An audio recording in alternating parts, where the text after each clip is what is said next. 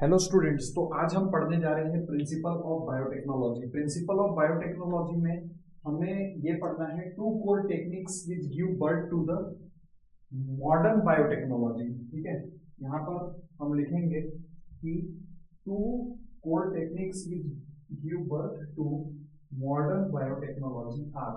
ठीक है,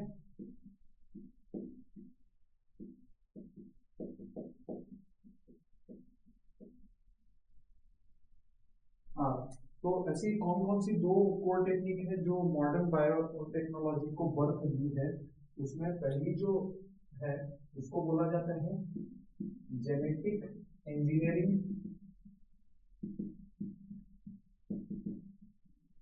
और दूसरी जो है उसको बोला जाता है बायो प्रोसेस इंजीनियरिंग।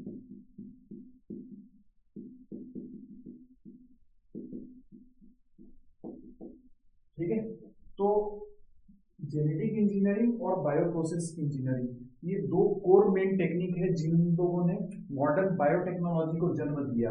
अब ये जेनेटिक इंजीनियरिंग क्या होता है और बायो प्रोसेस इंजीनियरिंग क्या होता है, इसके बारे में आज हम समझने वाले हैं। ठीक है, तो अब पहले हम बात करेंगे इसके जेनेटिक इंजीनियरिंग के बारे में।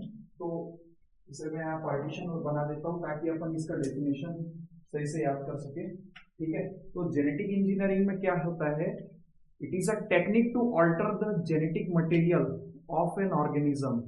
ठीक है, तो इसमें अपन क्या लिखेंगे, टेक्निक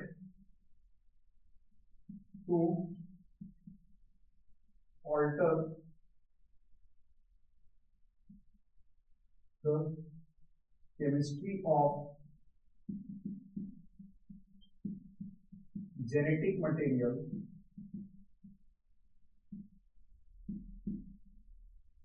मटेरियल वही DNA and introduce it into host, thus changing phenotype of organism।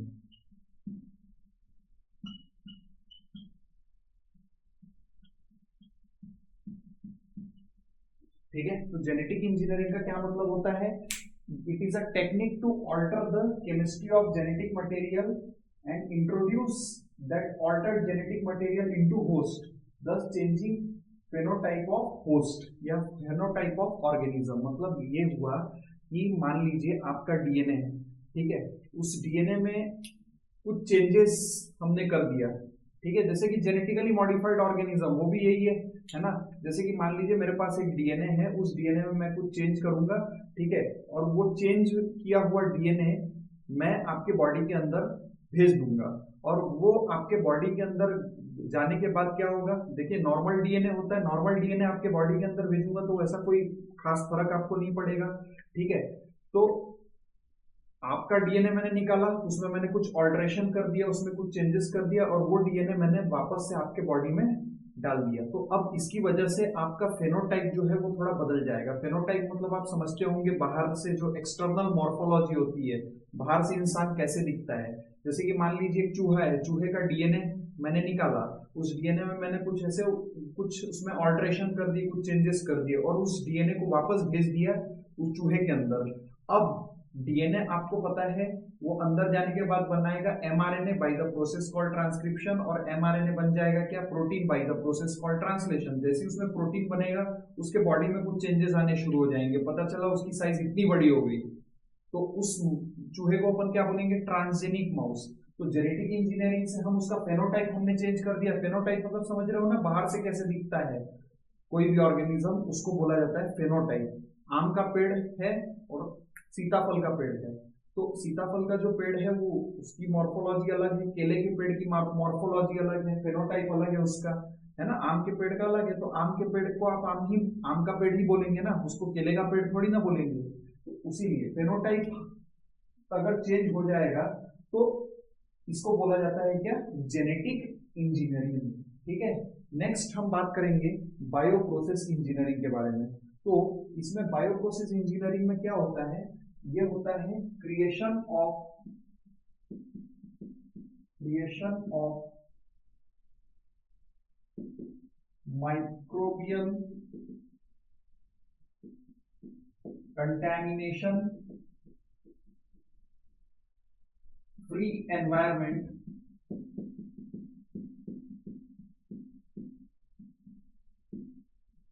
ठीक है, या इसको मैं और क्या लिख सकता हूं, sterile environment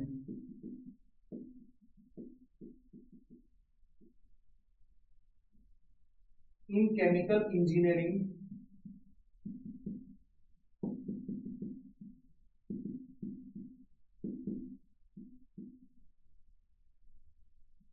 so as to allow growth of only desired microbes या यूकैरियोटिक सेल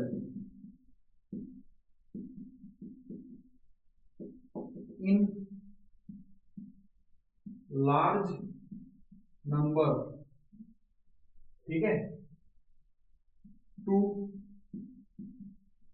obtain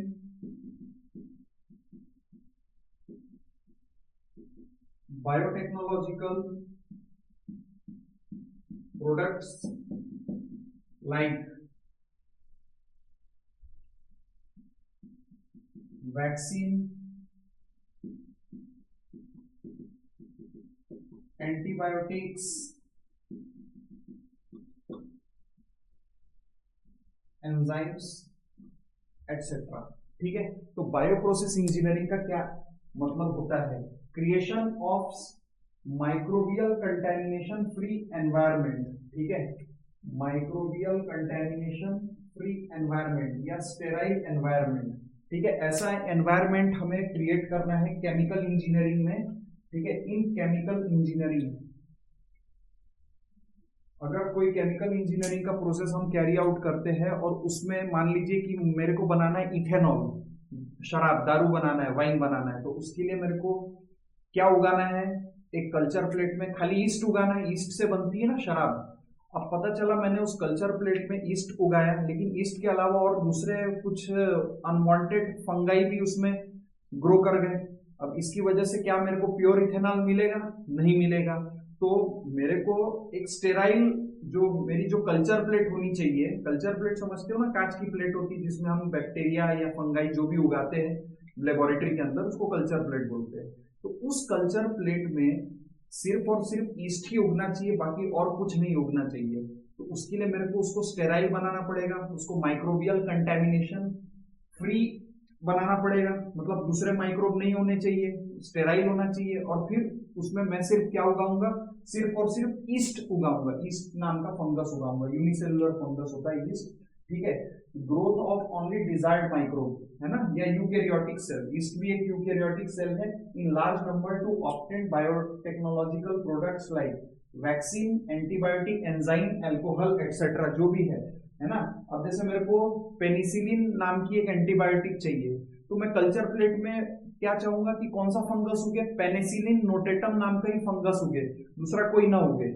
तो इसीलिए मेरे को फिर खाली उसको पूरा का पूरा मेरे को स्टरलाइज करना पड़ेगा, दूसरा कोई भी माइक्रो ऑर्गेनिज्म नहीं उगना चाहिए। इसको बोला जाता है क्या, बायो प्रोसेस इंजीनियरिंग, ठीक है। तो ये जो दो टेक्निक है, इन लोगों ने मॉडर्न बायोटेक्नोलॉजी को जन्म दिया है, ठीक है। आई होप आपको ये समझ में आया होगा, ठीक है। तो आगे बढ़ते हैं।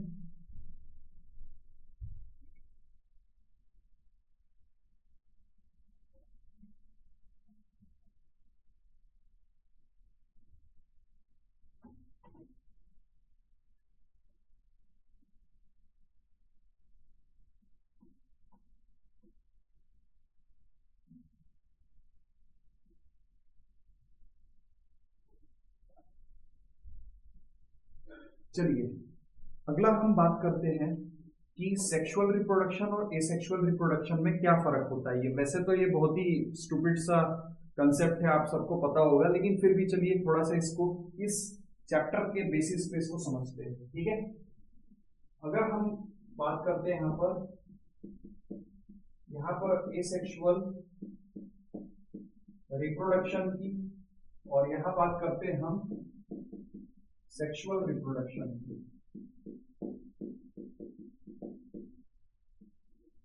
ठीक है, एसेक्सुअल रिप्रोडक्शन में पहला पॉइंट ये रहेगा कि इट प्रिजर्व जेनेटिक इंफॉर्मेशन। ठीक है, इट प्रिजर्व जेनेटिक इंफॉर्मेशन। इसका मतलब क्या होता है? इसका मतलब ये होता है कि अगर एसेक्सुअल रिप्रोडक्शन हुआ, ठीक है, पेरेंट्स जो है, पेरेंट्स एसेक्सुअल रिप्रोडक्शन करके दो उसने ऑफस्प्रिंग बनाए हैं, तो पेरेंट्स का जो डीएनए था, इसमें जितनी भी जेनेटिक इंफॉर्मेशन थी वो same to same genetic information उसके बच्चों में आ जाएगा। इसका मतलब कि यहाँ पर जेनेटिक इंफॉर्मेशन में कोई चेंज हुआ है? बिल्कुल नहीं हुआ है। लेकिन एसेक्सुअल रिप्रोडक्शन जो होता है, it permits variation, permits variation. Variation sexual reproduction में जब मेल और फीमेल, मेल से स्पर्म फीमेल से ओवम जब फ्यूज होते हैं तो उनका बच्चा होता है, वो बच्चा पेरेंट्स के जैसे तो दिखता है लेकिन उनकी एग्जैक्ट कॉपी नहीं होता। अब देखिए एसेक्सुअल रिप्रोडक्शन में ये जो दो बच्चे हुए इस पेरेंट से, ये इसकी एग्जैक्ट कॉपी है, तो कोई भी जेनेटिक इंफॉर्मेशन में कोई भी चेंज नहीं हुआ। लेकिन आप लोगों को पता होगा कि स्पर्म और ओवम बनते हैं कैसे? मियोसिस सेल डिवीजन से, और मियोसिस के प्रोफेस वन के पैकेटिंग स्टेज में क्रॉसिंग ओवर और रिकॉम्बिनेशन होता है, जिसकी वजह से स्पर्म में जो डीएनए आता है वो पूरा हूबहू एग्जैक्ट उसके फादर का सेम डीएनए नहीं होता, वो थोड़ा अल्टर्ड डीएनए रहता है स्पर्म में। ठीक है, तो हमेशा गैमेट्स हमेशा इम्प्योर होते हैं। वही फीमेल में जो ओवम बनता है वो भी मियोसिस से बनता है, तो वो भी pachytene prophase one, meiosis one के प्रोफेस वन के पैकेटिंग स्टेज से गुजरा होगा, तो उसमें भी कुछ गड़बड़ है, उसके भी डीएनए में गड़बड़ इन द सेंस कुछ चेंजेस है। तो क्या वो डीएनए उसके मदर के सेम वाला है जो ओवम में प्रेजेंट है? बिल्कुल नहीं। तो इसी वजह से हम लोगों में, हम अपने पेरेंट्स की तरह दिखते हैं लेकिन हम उनके एग्जैक्ट कॉपी नहीं है। इस डिफरेंस को बोला जाता है क्या? वेरिएशन। ठीक है, तो it permit variation and provide opportunity for, and provide opportunity for unique combination of genetic makeup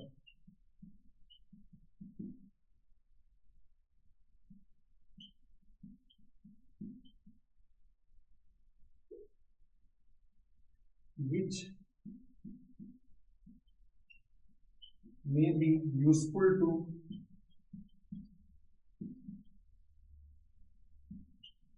organism or population। ठीक है, it provide opportunity for unique combination of genetic makeup. हाँ बिल्कुल, मदर और फादर में जो भी जेनेटिक जो setup था, है ना, ठीक है, जेनेटिक मेकअप, तो उन दोनों के जेनेटिक मेकअप हम में आए हैं। ठीक है, उससे हो सकता है हमें कुछ फायदा हो। ठीक है, ऐसी कोई क्वालिटी जो मदर में नहीं है फादर में, वो हम में आ गई, जो फादर में नहीं है मदर में, वो भी क्वालिटी हम में आ गई, तो अलग अलग मदर फादर दोनों की क्वालिटी हम लोगों में आ गई, है ना। ये हमारे लिए भी यूजफुल हो सकता है और हमारी जो पॉपुलेशन है उसके लिए भी ये यूजफुल हो सकता है। ठीक है, तो ये चीज हो गई। अगर हम बात करते हैं कि पहले के टाइम पे जो हाइब्रिडाइजेशन होता था, हाइब्रिडाइजेशन आप लोग समझते होंगे, कोई दो अलग अलग प्रजाति के प्लांट है उनको क्रॉस करके एक नए प्रजाति का प्लांट बनाते, है ना। कोई या तो कोई दो अलग अलग स्पीशीज के एनिमल है उनको क्रॉस करा के एक नया स्पीशीज बना दिए। जैसे कि मान लीजिए कुत्तों की बात ले लेते हैं, पॉमेरियन और जर्मन शेफर्ड जो अलग अलग ब्रीड होती है, दोनों को क्रॉस करा के जो उनका बच्चा होगा, ठीक है, पॉमेरियन और जर्मन शेफर्ड को हमने क्रॉस कराया तो उनका जो भी बच्चा होगा वो एक नया, मतलब हाइब्रिडाइजेशन इसी को बोलते हैं ना, मतलब वो बच्चा हो गया, है ना, इसी को हाइब्रिडाइजेशन बोलते हैं। तो यहाँ पर ट्रेडिशनल हाइब्रिडाइजेशन में प्रॉब्लम ये थी, ठीक है, एक यहाँ पर पॉइंट है, traditional hybridization leads to inclusion and multiplication of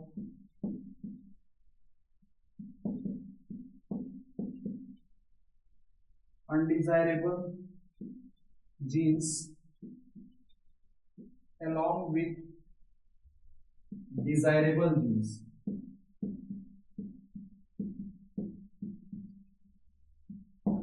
ठीक है, जो पहले के टाइम पे जो हम सीधा एक प्लांट दूसरा प्लांट उठा के सीधा दो अलग अलग वेराइटी के प्लांट उठा के उनको क्रॉस करा देते थे, तो उसमें देखिए ऐसा था कि अच्छे अच्छे गुण उसके बच्चे में आते थे लेकिन बुरे गुण भी आ जाते थे। जैसे कि मान लीजिए कि एक प्लांट है, ठीक है, उसमें एक प्लांट में अच्छा गुण ये है कि वो डिसीज रेजिस्टेंट, ठीक है, और दूसरे प्लांट में एक अच्छी क्वालिटी ये है, अच्छा जीन ये है कि तो उसमें प्रोडक्शन ज्यादा है, मतलब दाने ज्यादा होते हैं, ठीक है, प्रोडक्शन जो भी हो उसमें फल ज्यादा लगते हैं, ठीक है। दूसरे प्लांट में फल कम लगते हैं लेकिन उसमें डिसीज रेजिस्टेंट है। लेकिन ये वाला प्लांट था इसमें फल ज्यादा लगते हैं लेकिन ये डिसीज रेजिस्टेंट नहीं है। अब हमने इनको क्रॉस करा दिया तो इसमें जो अच्छा वाला जीन था, क्या जीन था कि ये डिसीज रेजिस्टेंट है ये वाले प्लांट में, ठीक है, उसका जीन वो जो नया बच्चा जो पैदा हुआ प्लांट का उसमें हो गया। और ये वाले प्लांट में क्या था, हाई प्रोडक्टिविटी, बहुत ज्यादा फ्रूट प्रोडक्शन या ग्रेन प्रोडक्शन होता था, वो वाला जीन भी गया। लेकिन साथ में इन दोनों में एक एक कमियां थी ना। इसका जो था यहाँ वाला जो इधर वाला प्लांट है उसमें प्रोडक्टिविटी कम थी, वो कम प्रोडक्टिव वाले जीन भी चला गया। और ये वाला जो प्लांट था जो डिसीज रेजिस्टेंट नहीं था वो वाला जीन भी, खराब वाला भी चला गया उसमें, उनके बच्चे में। अब वही आगे मल्टीप्लाई होते जाएगा, ठीक है। तो ट्रेडिशनल हाइब्रिडाइजेशन से क्या होता था, inclusion of multiplication of undesirable gene along with desirable gene. समझ में आ रहा है क्या बोल रहा हूं मैं, ठीक है। अगर हमने दो एनिमल को क्रॉस कराया तो उनके अच्छे वाले जीन तो जाएंगे उनके बच्चे में, लेकिन उनमें कुछ बुरे जीन भी होंगे, वो भी चले जाएंगे जो हम नहीं चाहते हैं। डिजायरेबल मतलब हम जो चाहते हैं डिजायरेबल, और हम जो नहीं चाहते उसे हम क्या कहते हैं, अनडिजायरेबल, ठीक है। तो इस प्रॉब्लम का हल, अभी इसको और समझाओ क्या मैं कि आप लोगों को समझ में आ गया। बुरे जीन भी जाते हैं, अपने को क्या है, बुरे जीन नहीं भेजना है उस बच्चे में, अपने को अच्छे जीन ही भेजने हैं जो हमारे लिए यूजफुल है।